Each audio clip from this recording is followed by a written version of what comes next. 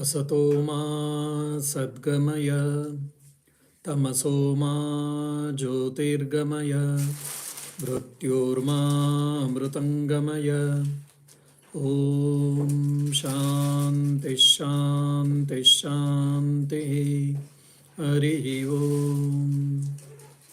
O Lord, please lead us from unreality to the reality, from ignorance to the knowledge, and from the mortality to the immortality. Oh, peace, peace, peace.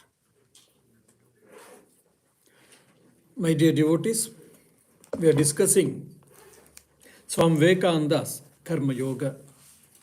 In my previous class itself, I had mentioned that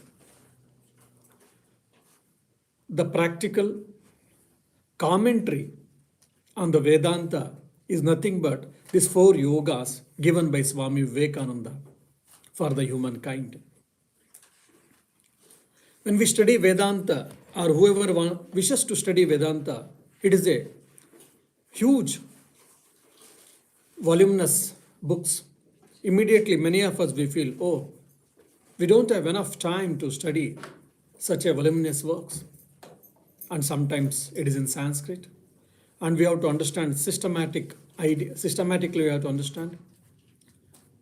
That makes for many of the seekers, for many of the aspirants, difficult, complex, and they leave away. Whereas the prophets or the incarnations, they descend on the earth and they make it simpler for the humankind. In this modern age, Sri Ramakrishna Paramahamsa and also Swami Vivekananda, they descended on this earth and also they have showed the religion and the religious values or spiritual values or the ideas we come across scriptures can be understood, can be experienced, can be realized. That is what Vedanta says. You are the divine. You are that pure consciousness, awareness. Many times we feel it is very difficult to understand. Swami Vivekananda, in the modern language, he has simplified it and he is trying to make us understand what is consciousness and how to attain the consciousness. And we are discussing the Karma Yoga, the path of selfless action. Today, we are discussing the 4th chapter, the ideal of Karma Yoga. But from the sequence, the Swami Vivekananda took this class in USA. This is the 4th chapter, the ideal of Karma Yoga. But if you see in the Karma Yoga book, it is the 8th chapter, the ideal of Karma Yoga. But for what reason they pushed it 8th chapter, I do not know.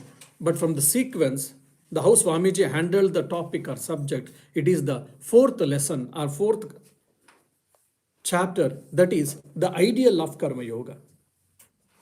By this time, whoever you are attending my class, definitely you will have an idea what is karma, what is action, what is Karma Yoga, or the path of selfless action. Now this chapter Swamiji is completely dedicating to the ideal of Karma Yoga. In the day-to-day life, if we see, we all want to be happy. We all want to be peaceful.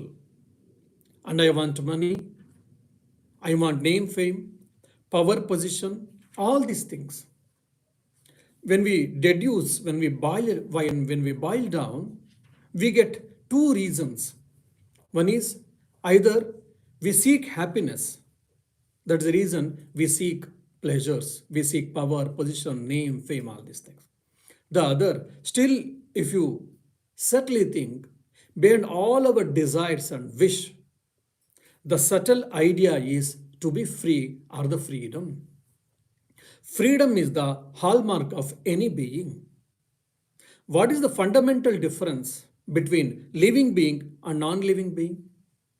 The intense desire to evolve, The intense desire to grow, the intense desire to be free is one of the hallmark of the living being, which is different from the non-living being. Today, with the advancement of science and technology, we are seeing we are able to devise, invent, make huge machines. They do a lot of work. Probably hundreds of people doing work in 1 week. This one mission is capable of doing the same amount of work with all precision, with all perfection in just a day or in a few hours or in an hour. So that is the reason many times the management people, they say that, oh, it is better to have missions than the human beings. There is no problem at all. And then if you go to Dubai Expo 2020, there they are trying to use the robots to take care of the people, to handle the people, etc., etc. That's all fine, no doubt. But the robot, after 100 years, until otherwise, the human being tries, the robot will be always robot. There is no evolvement, there is no evolution in the robot or as well as in the mission. Similarly, in the non-living beings. For an example, a cow or a buffalo, it never tell lies, no doubt, but it never told the truth also. It is like tailor-made program, whatever the biological program has been done by God or Almighty in the creation, just they go on. There is no evolution in them, more or less. Whereas for the human being, there is a freedom of choice and there is a freedom to evolve himself. And is trying to continuously evolve.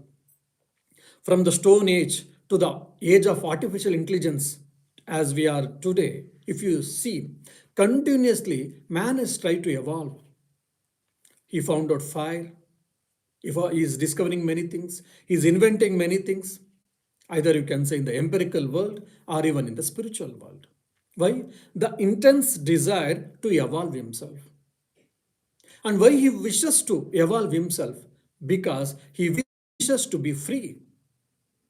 From the spiritual point of view, if you want me to say, a spiritual aspirant likes to be free from the clutches of senses, from the mind, from the emotions, and to be eternally free from the cycle of birth and death. That is what we say, samsara in the Sanskrit term. And if you see in the empirical science, they are trying to master the nature. They would like to go to the sun. They would like to go to planets. They would like to grow some plants there. And they would like to have the knowledge of every planet, every solar system. Why? Because they want to have the control over that. They want to be master over the nature. Means, again, they want to be free. In Europe and USA, we have got insulated houses. Probably 80 or 100 years before, it was not so, maybe even 50 years. But now we have done a lot of insulation in the houses where we are trying to manipulate the nature so we are not perturbed, we are not disturbed by the cold or by the heat or whatever. So basically, the hallmark of living being is intense desire for freedom. And Swami Vivekananda beautifully he explains this idea that a spiritual seeker is practicing meditation, is practicing mind control, and is doing a lot of spiritual practices. Why? He is seeking for freedom. And the same, in the similar way, the robber is also trying to steal something. He is trying to do burglar. Why? He wants to be free. By theft, by stealing, how a thief can be free? Because he feels that there is no money for him, or probably he wishes to have a gold, he wishes to have jewelry, he wishes to have a lucrative life. So he wants money. Since he doesn't have money, he doesn't want to do hard work, just he wants to have it in an easy way. And when he has got money, when he has got wealth, he feels that he is free. Because when his desires are fulfilled, he feels that he is free. But only is thinking the concept of freedom in a wrong way or in a perverted way. That's the beauty, in a very beautiful way, Swami Vivekananda tells that. And the ideal of Karma Yoga chapter is Swami Vivekananda starts with a very grand idea. Probably in one of my beginning class itself, I had said, when we come to classes, we should come with a couple of questions. What Swamiji might tell, or whatever the subject, what it is going to give me, what I am going to learn from that, what I am going to get benefit from that. And with respect to subject, the Karma Yoga, whatever Swami Vivekananda has spoken, is it different from the Shankaracharya, the philosopher, who has given the wonderful rupa or form for the non-dualistic philosophy, for the Advaita Vedanta, or the Karma Yoga, which has been given by Gitacharya, the teacher of Bhagavad Gita? Is it different? Are they same or similar? If they are similar, fine. If they are different, how is it? And what is the beauty, or how Swamiji differs from Bhagavad Gita? Probably. Such type of comparative studies, such type of questions will enable us to understand the subject in deeper, in depth. Swami Vivekananda, he starts this chapter or this class on the ideal of Karma Yoga with a beautiful statement. The grandest idea in the religion of the Vedanta is that we may reach the same goal by different paths. And these paths have generalized into four, namely those of work, love, psychology, and knowledge. So the contribution of four yogas into the humankind is by Swamiji in this modern context. Of course, these four yogas are not new. When you study Vedanta, when you study scriptures, either one or two or all these yogas or all these spiritual paths are discussed by our ancient teachers, no doubt. But in pinpointedly, explicitly, all the different sadhanas, different spiritual paths in any religion, in any sect can be classified into main four categories. It can be broadly classified into four categories. That is, one is the path of selfless action, Karma Yoga. The second is Bhakti Yoga, the path of supreme love. The third is Raja Yoga, the path of psychic control. And the fourth is Gnana Yoga, the path of knowledge. So all the sadhanas, whatever, say Hatha Yoga, Kundalini Yoga, Kriya Yoga, and there are Japa Yoga, Nada Yoga, there are so many yogas has been discussed. And all type of yogas can be broadly classified into these four yogas. That is the beauty of, or that's the contribution of Swamiji in the modern context.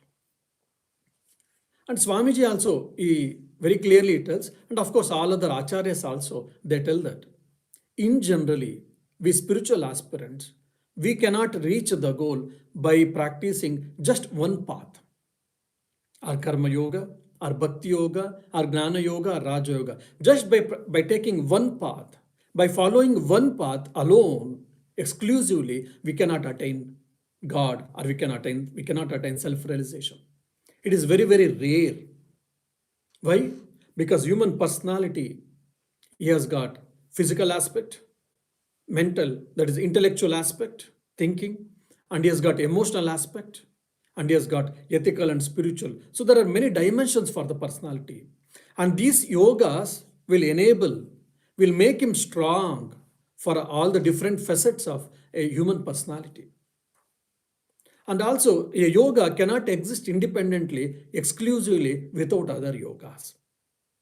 Now, when you are practicing Karma Yoga, you need Gnana Yoga, you need Bhakti Yoga, you need Raja Yoga to certain extent, to some extent. Similarly, when you are practicing Gnana Yoga, you need Bhakti Yoga, you need Gnana Yoga, we need Raja Yoga.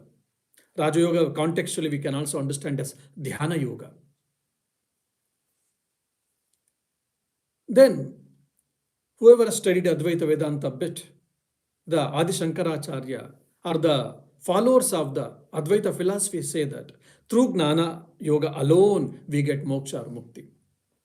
Just 2 days before, when we were discussing Aprokshanubhuti class in Thursday, just we said that. You only said Swami, then how can you say that? Yes. What do they mean by Jnana Yoga alone? One can get realization, self realization. The followers of Advaita Vedanta, they say. And the followers of Bhakti are the qualified Manoism, that is Vishishtadvaita, and the dualistic schools of Vedanta, Dvaita schools, they say it is from Bhakti alone you can get God realization or self realization. All other yogas are supplementary or complementary to this. They accept that we need all the yogas, but only the main yoga is Jnana Yoga for Advaitins. All other yogas are complementary and supplementary. Whereas qualified Manoists and dualists say, no, Bhakti Yoga is main and all other yogas are complementary or supplementary. And now Sri Ramakrishna and Swami Vivekananda, they are telling that every yoga helps each other, no doubt, and every yoga alone is capable of giving or getting self-realization for us. So this is the beauty of Swami Vivekananda and Sri Ramakrishna Paramahamsa. Now, rationally, when we think, how is it possible? Any yoga, how it can bring God realization or self-realization? They give the rationale behind it is. When we start, for an example, for Air Vedanta Society, there are 3 or 4 ways. We are starting from different places, so the roads are different. When we start our journey to Air Vedanta Society, definitely it looks that we have started at different paths. We have started at different stations, different venue, different places. But finally, slowly, when you come near to Air Vedanta Society and when you reach your destination, everyone is reaching the Air Vedanta Society only. Though, so from the end point of view, Sri Ramakrishna and Swami Vivekananda says, either you take the path of Karma Yoga, Jnana Yoga, Bhakti Yoga, Raja Yoga. Finally, all the spiritual aspirants, whoever comes from these yogas, any yogas, they all meet at the same place. So from the end point of view, all yogas are same. Whereas if you take as a means, yes, there are differences. So this is very subtle difference, a subtle concept. It needs some time for us to understand. And then, if so, then why Shankaracharya are the followers of Advaita Vedanta? Why they are saying only Jnana? Because they say the nature of realization is knowledge. Through knowledge alone we can get because ignorance is the root cause for all our problems. Ignorance can be removed only from knowledge. That's why through Jnana Yoga alone, that is predominantly from Jnana Yoga, we get moksha or mukti, and all other yogas are supplementary. And now the dualistic school and qualified Manoist school, they say, no, because the love towards God, which gives us moksha or mukti, for that Bhakti Yoga is a predominant, and Karma Yoga, Jnana Yoga, Raja Yoga, they are supplementary. It is like telling the 99 cents we have got, but it is not 1 euro. The 100th cent, when it is added, then it gets complete and it is 1 euro. Oh, but so they say the 100th cent was very important to make it 1 euro, to make it complete. That's what they means.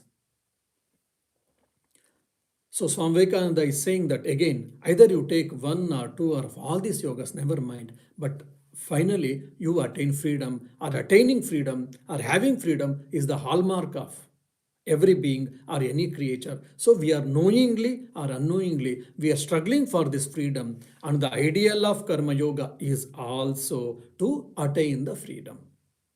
To attain the freedom in the ideal of Karma Yoga, he gives 2 important key points. One is unselfishness. 2 key points he tells in this ideal of Karma Yoga. One is unselfishness, and the third is work without any motive. Means work without desiring any fruits of action. Karmanne vadikaraste ma phaleshu kadachana ma karma phala heturbu mate sangostva karmani. This is the same idea which we see in Bhagavad Gita has been told by Swami Vivekananda in the chapter Ideal of Karma Yoga.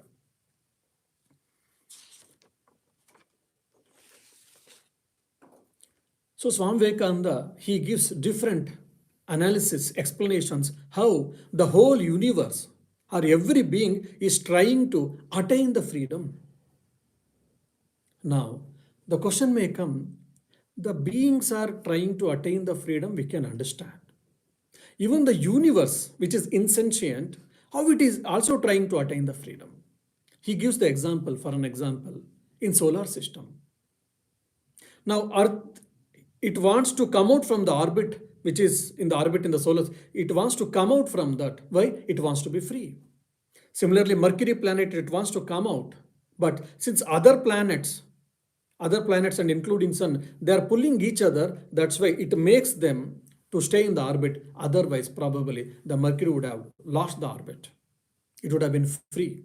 Similarly with the planet Earth, similarly with the planet Jupiter or Saturn or whatever. That means what? So even the planets want to be free. It doesn't want to have any binding on them. So that's why he says that every particle is also trying to attain the freedom. Even you can see in the non-living beings. And he also sees, and I also say that from amoeba to the human being, every creature, every atom is trying to attain the freedom. It is desiring knowingly or unknowingly, consciously or unconsciously to get the freedom. So this is a very grand idea, simple and subtle, beautiful idea, which we have to think, most of us, or all of us. So we are all seeking for freedom. So only we have to seek the freedom in the right way.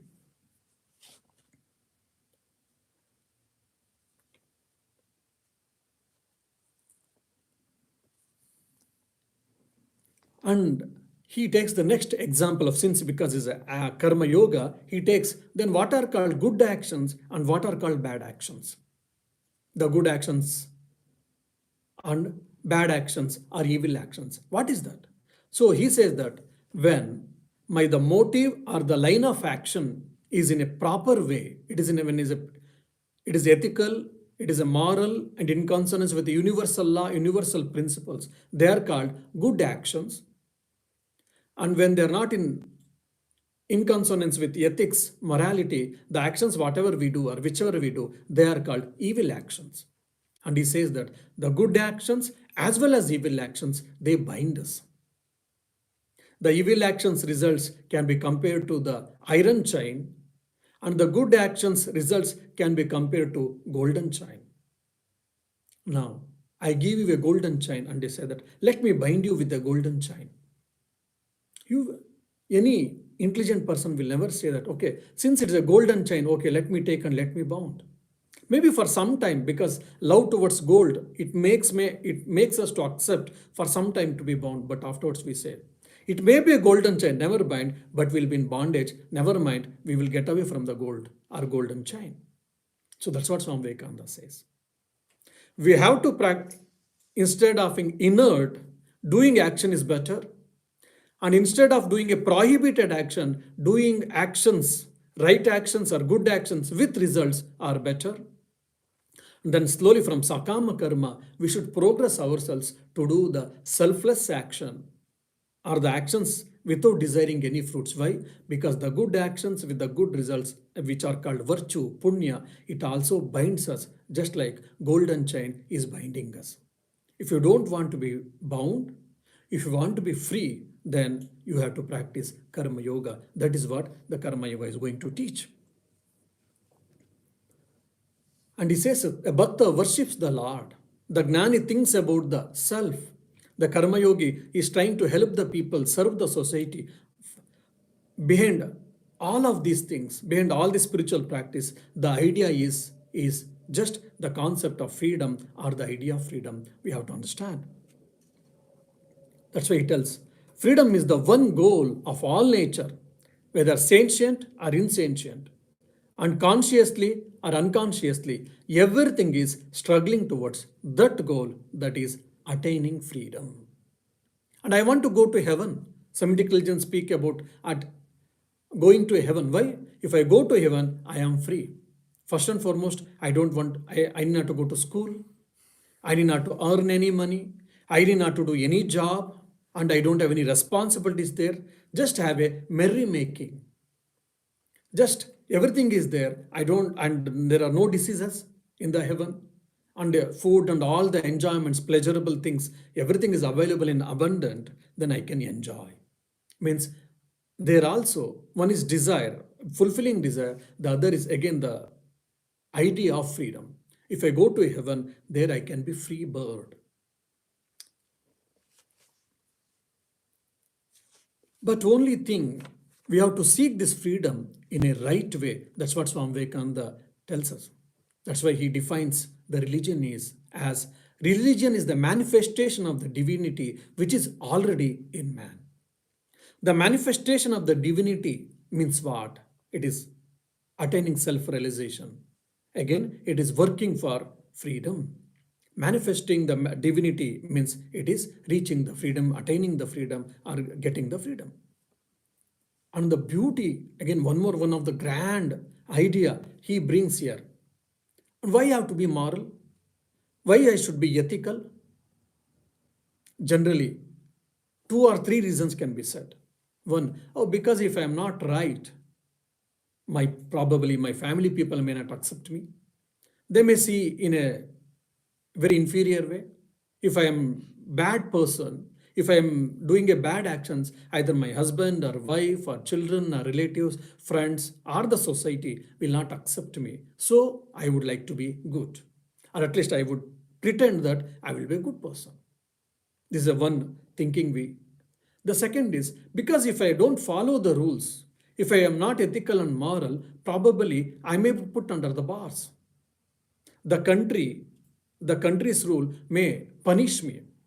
So because of fear of punishment, sometimes we think I should be good, I should be rightful. This is the second reason cause for many of us to be moral and ethical. And the third is the religious people, God-fearing people. Oh, if I do good actions, on the judgment day, I'll be sent to heaven and where I can have a joy. If I do wicked actions, which is a sinful, on the judgment day, the God will push me or he will send me to hell where there will be a lot of problems, lot of misery, lot of troubles, etc., etc. So I don't want that. So as a God-fearing personality, some like to be moral or ethical. And Swamiji tells that. Why I have to be moral, Why I should be ethical, Because that is my real nature. If I am moral, I am practicing morality, and if I am morally right means I am near to my nature. I am near to myself. And if I am not practicing morality and if I am unethical, that means I am going away from real nature, from myself. Again, this is one of the beautiful, very grand and subtle idea. Till now, I think in the philosophy, no one has spoken this. Why I should be moral? Because I am nearer to God or I am nearer to self. That is my real nature. So the concept of morality and ethics has been told beautifully by Swami Vivekananda. It is not for God-fearing. It is not for country's sake. It is not for relative sake. It is not for public opinion. Because if I am moral, if I am ethical, then I am near to me. I am near to myself. And if I am not, then I am going far away. I am getting far away from my real nature. That is self or Atman or Brahman or consciousness, whatever you say. There's a beautiful idea is given by Swamiji. Then, after speaking of morality and ethics, Swamiji takes the very important point, which is in the ideal of Karma Yoga, is unselfishness. He says that unselfishness is God. Unselfishness is God. Why I should be unselfish at all? Because he says that your mind, your heart, everything is broadened. Okay? So what? My heart and my mind is broadened, fine. But from that, what do I get? Because we need some motive, isn't it? Because somehow, whatever we tell, we don't want fruits of action, we should not desire for fruits of action and all. But still, okay, I don't desire for fruits of action, fine. But you say that we have to practice unselfishness. What do I get it from it? Please tell me. Knowingly or unknowingly, consciously or unconsciously, we all think that what is the use for me by practicing unselfishness? One thing is Swami Vivekananda is telling that unselfishness is God himself. How? Because with that universal mind, you will be able to get. Your individual ego will go away. The sense of I-ness and minus in Sanskrit is called ahankara and mamakara. I and mine, or I and me, or I and mine will be reduced when we practice unselfishness. Instead, we will get the concept, we will be having the idea of we and ours. Instead of I and mine, we and ours. That's why we need unselfishness. And Swamiji, very rationally, he explains by practicing unselfishness, what happens? Our diameter of the circle, our circumference of the circle gets expanded. Means I'll be able to embrace the whole humanity. For example, some religious people, they say that if you accept our God, if you accept our religion, we will help you. Otherwise, we don't. That means what? Their concept of service is limited. If they don't accept, if I don't accept his God or his religion, then they don't help me. So their all unselfishness, helping nature is limited because of fanaticism. That's what Swami says. So that is not, we are supposed to think of it. You may belong to any religion, you may belong to any creed, you may belong to any cult, you may belong to any country. Never mind. Helping is my duty. I will help you if you are in distress, if you are in problem, if you are a needy person. By that, what happens? I will be nearer to God. How? Because with broad mind and with broad heart. And of course, it also includes the purity of mind. That's why, very logically, he brought the necessity of morality and ethics before speaking the unselfishness. One practicing unselfish and if is immoral, it cannot go together. I am unselfish. I am feeling for everyone, fine, but at the same time, I am immoral. I am not moral. I am not ethical. If I say, no, it is not possible at all. Rationally, logically, when we think, ethics and morality and unselfishness both go together. Both are directly proportional. It is very, very important for us. Okay, I will help the people, but maybe I will tell lies for no reason. I will cheat someone and I will help here. No. Maybe for some inferior desires, our thinking, we may be doing all these things, but really it is not unselfishness. Only in the name of unselfishness, we are doing some wrong things.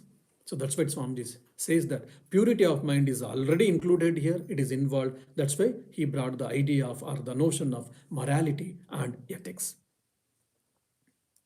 And from this unselfishness, he also says that when you practice unselfishness, when you broaden your mind, when you broaden your heart, what happens?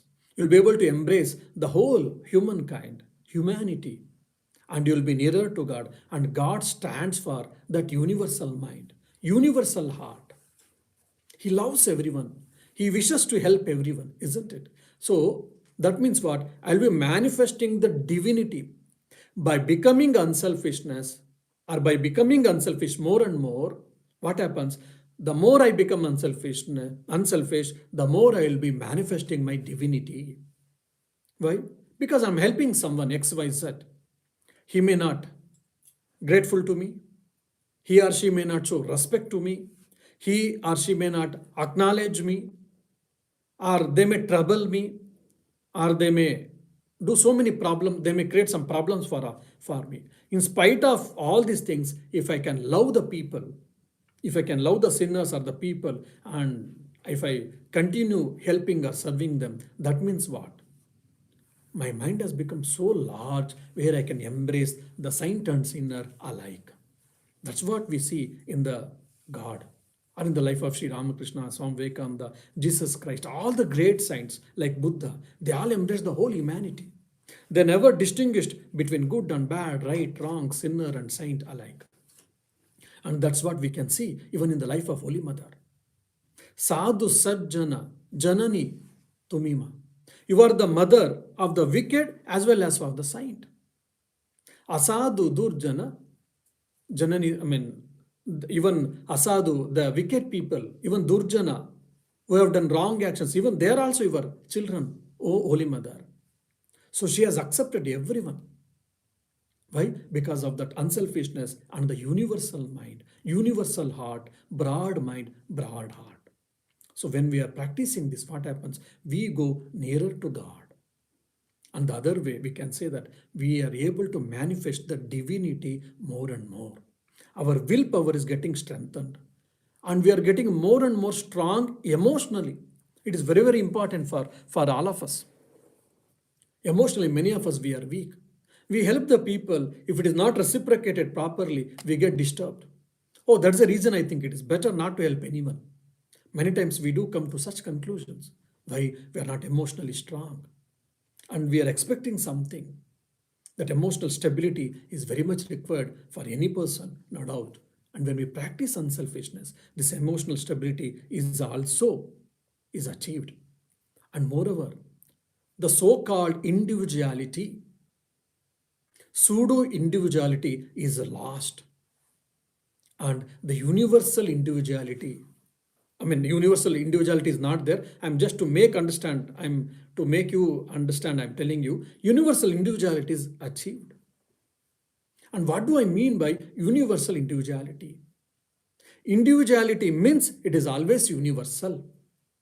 How to understand? Swami Vivekananda beautifully, he gives a definition for individuality is individuality means indivisibility.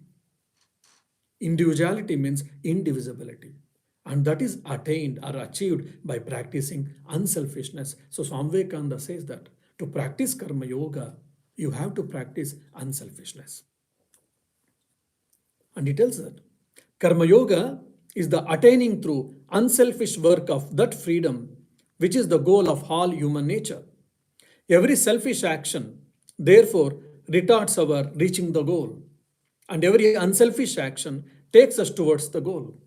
That is why the only definition that can be given of morality is this: that which is selfish is immoral, and that which is unselfishness is that which is selfish is moral, and that which is unselfishness is immoral. What a beautiful idea again. Morality and selfishness and unselfishness is beautifully harmonizing. Whichever is selfish, it is immoral, and whichever selfish is immoral, and whichever is unselfish, it is moral, is Swami Vivekananda is beautifully explaining.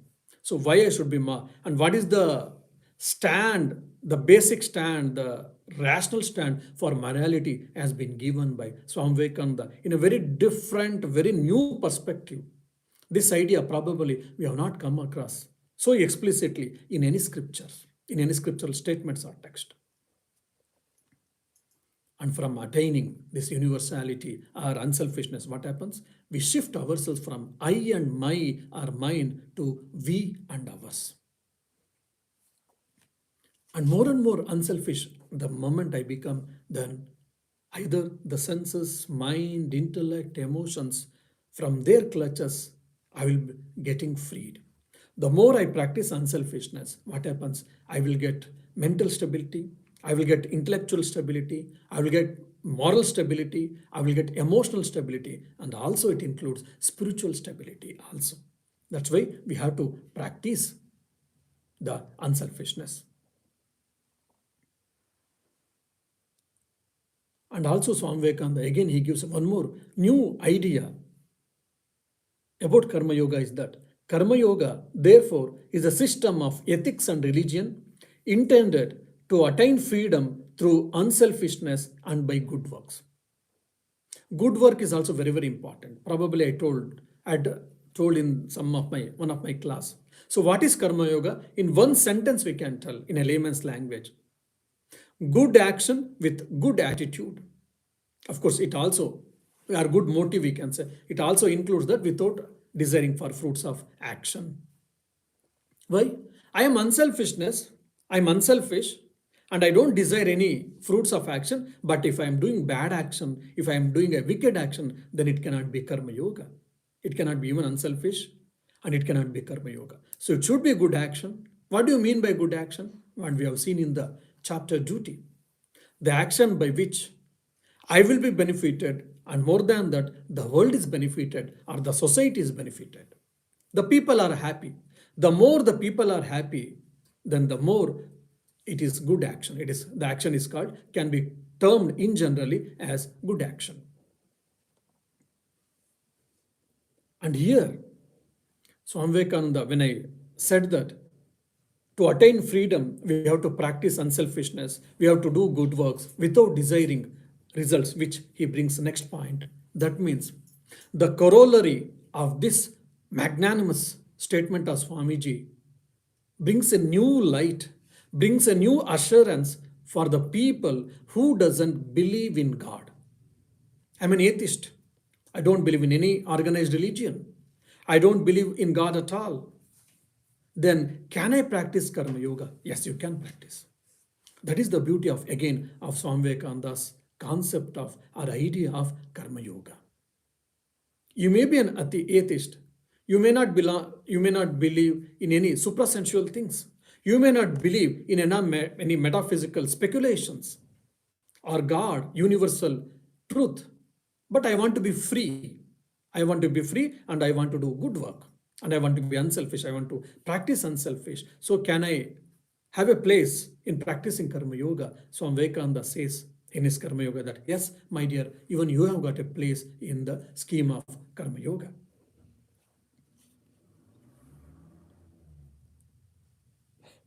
And Swami Vivekananda says, every moment of his life must be realization. Means Karma Yogis. Because he has to solve by mere work, without the help of doctrine or theory, the very same problem to which the Gnani applies his reason and inspiration and the Bhakta his love.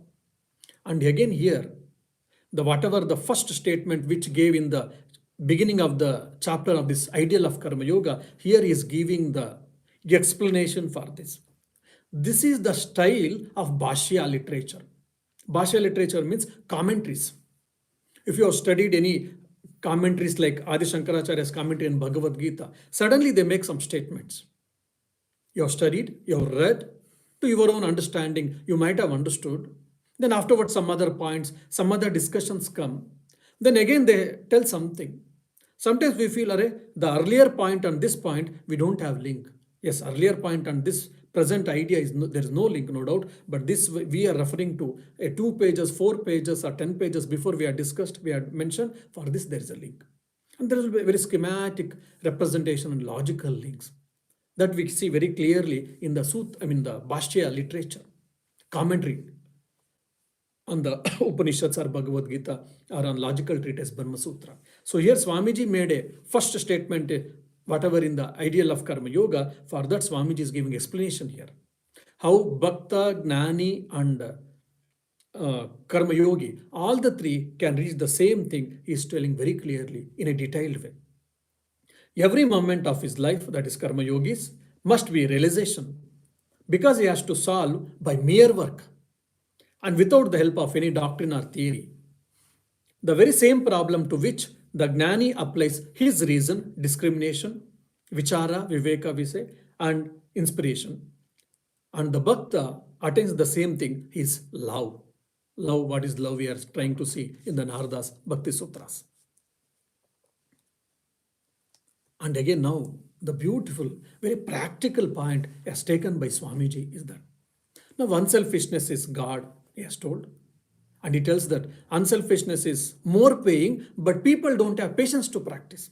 Because the moment when we hear the word unselfish, means I want to give away. I should give away. The concept of giving away itself head-boggling for many of us. Then what do I get? Okay, I give away. What do I get? If you see in the Kathopanishad, the first thing in the sloka itself, he was doing the Nachiketa's father was doing a particular sacrifice. Vajashrava, he was doing a sacrifice. The idea of sacrifice, the rule of the sacrifice is whatever you have got, possession, either maybe money or maybe wealth or gold or jewelry, cows, horses, or even the house, utensils, everything you should give away. Then you can attain the heaven. That is the rule of that particular sacrifice. And the Nachiketa's father, he was very intelligent. He was giving all the useless things whichever was in the house. And all the good things he was trying to keep himself. And Nachiketa's friends, they witness this and they come and they make a joke to Nachiketa. What is this? Your father is doing such thing. By this, forget about attaining heaven. Your father may attain or he may go to hell by doing such action. The Nachiketa feels very much worried. Then he says that since I am also the property of my father, I am also wealth of my father, at least I am a good student. So if my father gives me as a donation, as an alms for someone, probably some amount of sin can be reduced. And he goes and asks Father, Father, I am also your wealth. For whom you are going to give? Now, whose father will give his son to someone? No parent will do, either son or daughter. Nachiketa's father said, oh, go away, my dear, go away, get away. Nachiketa, he asks second time. Yeah, again he tells, go away, get away, don't boggle me or don't trouble me, I'm busy. Nachiketa, again, third time he pleads, please tell me whom you are. With the, he got annoyed and he was angry. And Nachiketa's father tells him, okay, I am giving you to the Lord of Death, to the Yama, you go. And he goes to Yamaloka and he gets Brahmagnana, that and all the story. So many of us, we don't want to give things because we want to possess things more and more. Now, the unselfishness means we should not possess anything, rather, we should try to give things. Okay? Then I'm doing so many unselfish things. I'm helping the people, I'm serving the people. Then, but still, there's a lot of problems, lot of miseries, lot of sorrows in the world. And I help the people, but people may trouble me. So at this juncture, should I help people at all? Helping the people at what cost? Why should I help people? You have said, Swami, that you are to practice unselfishness. Fine. By practicing unselfishness, then the misery of the world can be chucked, can be eradicated, can be reduced, can the world can become normal, or it can go in a better way. All these questions can come for a person, for a spiritual seeker who is seriously practicing karma yoga. Now, all these answers are given by Swamiji. We shall try to see by his grace in the next class. Om Shanti Shanti Shanti. Hari Om Tat Sat. Shri Rama Krishna Arpanamastu.